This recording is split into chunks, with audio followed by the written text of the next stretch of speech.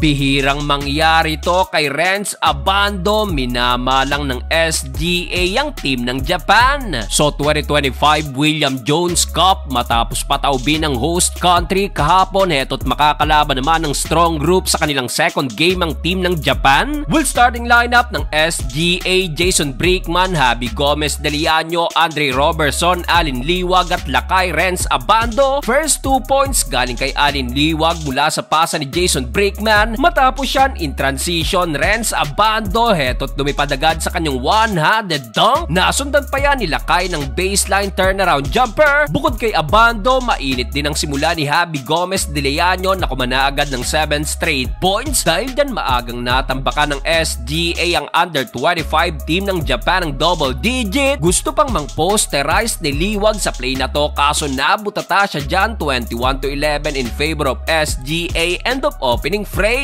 Second quarter, sloppy start for SGA at dito bahagyang nabuhay ng younger team ng Japan. Dahil dyan na ibaba agad nila ang lamang sa single digit, pero to the rescue naman agad si DJ Fenner. Pero heto't nagtuloy-tuloy pang run ng Japan, dinadaan ng mga bata sa hustle play at under 3-minute mark. Abay natunaw na ang lamang ng SGA sa isa, butit na pa-takeover na itong import na si Taejuan Agi. Well dito, binalik na rin agad si Javi Gomez de Leaño at Renz Abando. Instant impact agad si Lakay, corner 3-pointer. Natapos ang first half, still abante ng animang SGA 39-33. Start of the third quarter, heto't nang gulat na naman ng Japan. Back-to-back 3-pointer agad to tie the game at 39. Pero Lakay Renz Abando binasag agad yan sa kanyang layup. After nyan dito na pa-take over na rin si Andre Robertson na meron ng 9 points, 10 rebounds at 3 block shot. Matapos yan, Taejuan Agi, grabing outlet pass na to, door to door papunta kay Javi Gomez de Leaño. Will sasalampak pa sana si Agi, kaso niluwa ng rim, pero dito muling naiangat ng SGA ang lamang sa double digit 51-61. Fourth and final quarter, agad na napatawag ng timeout ang team ng Japan matapos ang 4-0 run ng SGA. Bukod kay Robertson na meron ng double-double with 5 block shot, may 13 points na rin si Javi Gomez de Leaño. Tila biglang nagseryoso ang SGA sa fourth quarter at binalik pa si Lakay. Heto another putback, 11 points na rin si Abando, pero for the first time in history, abay kinapos sa dakdak si Lakay. Pero sa uli, still panalo pa rin ang strong group Athletic sa kanilang second game.